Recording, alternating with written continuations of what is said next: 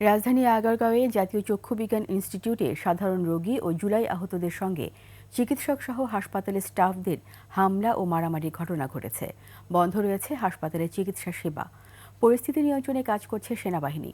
নাহিদ সিরাজি নিম্মিকে সাথে নিয়ে আরিফিন শাওনের রিপোর্ট।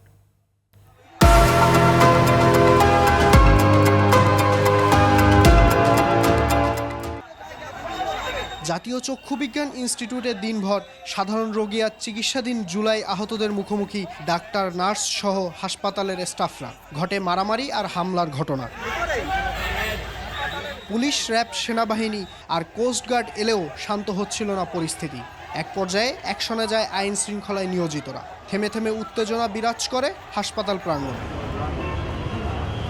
দিনভর হাসপাতালটিতে চিকিৎসা সেবা বন্ধ থাকায় বেকায়দায় পড়েন সাধারণ রোগীরা।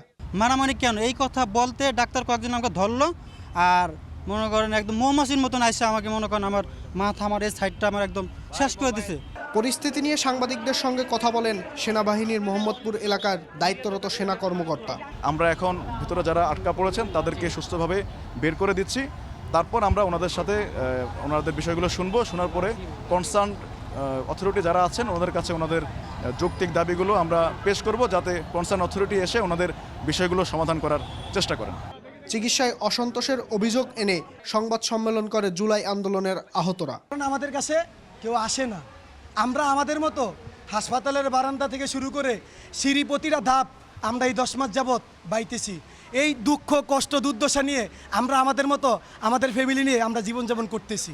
পরিস্থিতিতে কোনো সুরাহা না হওয়ায় হাসপাতালে সতর্ক অবস্থানে রয়েছে সেনাবাহিনী। আরিফিন শাওন, 21 টেলিভিশন, ঢাকা।